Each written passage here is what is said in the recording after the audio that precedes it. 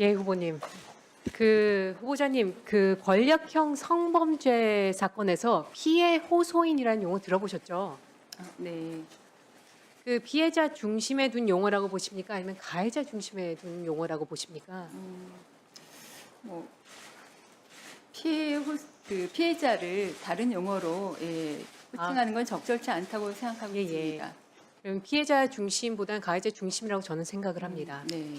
우리 법 체계에 없는 용어입니다. 형사소송법 등에 찾아보면 없습니다.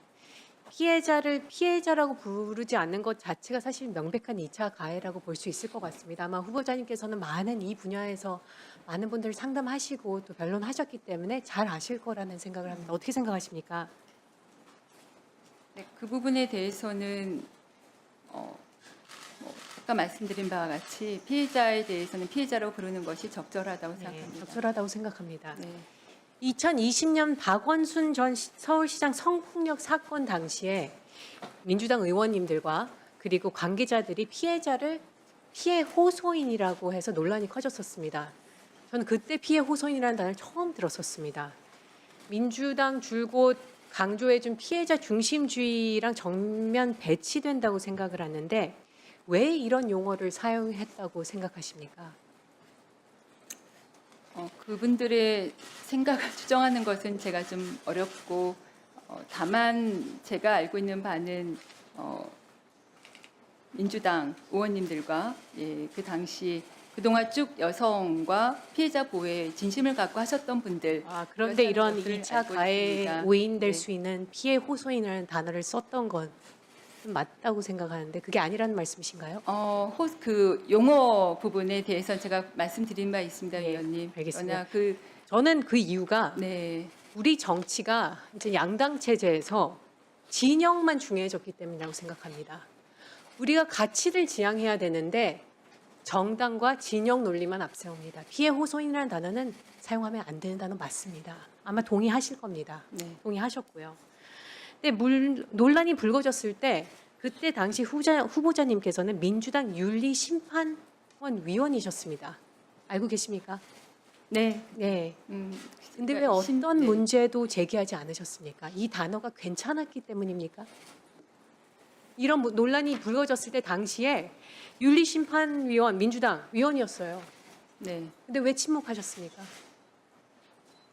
그 당시 윤리심판원은 그 규정에 따라 운영되는 조직으로 위원님께서 말씀하셨던 부분은 윤리심판원에 제소된 바가 없기 근데 때문에 지금 여성가족부 네. 후보자이셨죠. 그런 네. 말씀하시면 안 됩니다. 침묵하시면 안 됐다고 말씀하셔야 되는 게 맞다고 생각합니다. PPT 봐주세요. 띄워주세요.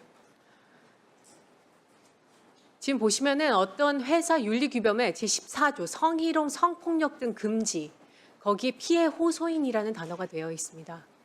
이런 거 맞습니까? 윤리규범에 피해자를 피해자로 안 하고 피해 호소인이라고 하는 거 그거 맞습니까? 다음 PPT 봐주세요. 어떻게 생각하세요? 이렇게 가도 됩니까? 우리 사회가? 그 규정에 대해서는 다시 한번 살펴볼 필요가 있어 보입니다. 윤리규범에 피해 호소인이라는 단어를 쓰는 곳이 있다는 것 자체는 이거는 여성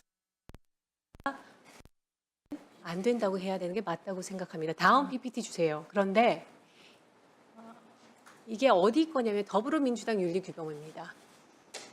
그리고 그 당시에도 그렇고 아직까지도 윤리규범에는 피해 호소인이라는 단어를 쓰고 있습니다. 이 부분에 대해서 삭제해야 된다는 의견 여성가족부 후보자로서 하시겠습니까? 이 부분에 대해서는 더 검토할 필요가 있어 보입니다. 예, 맞습니다.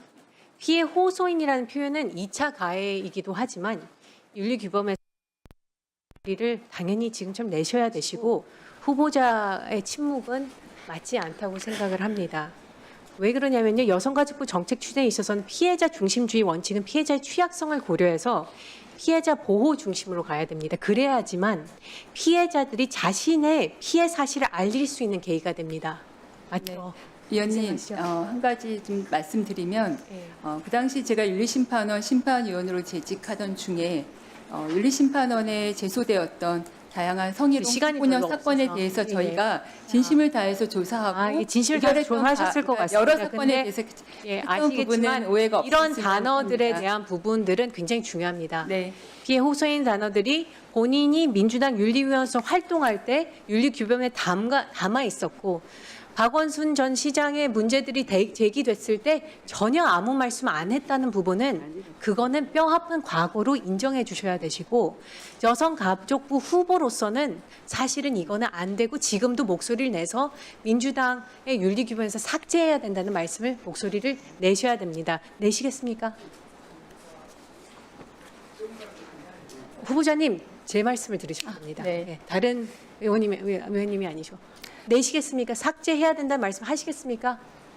제가 좀 조심스러운 점은 제가 직접 피해자를 지원할 때도 여러 관계되는 분들에게 말씀드렸던 예, 안 하시겠다는 말씀 아닙니다. 받아들이면 됩니까? 그 사건에 대한 안 하겠다는 말씀을 받아. 2차 피해가 발생하는 것이 사건이 계속 거론될 때 발생할 수 있기 때문에 저희가 굉장히 조심스럽게 그 부분을 접근해야 된다. 저는 말씀을 드리고 싶고 위원님의 진심을 제가 잘 전달하긴 했습니다. 나중에 저희가 더 좋은 정책들과 제안들 할 수 있도록 조언 계속해 주시기 바랍니다. 이런 단어가 있는 것 자체가 제가 아까 말씀드렸듯이 우리가 자꾸 정치에서 정파의 논리로 가게 되는 것입니다.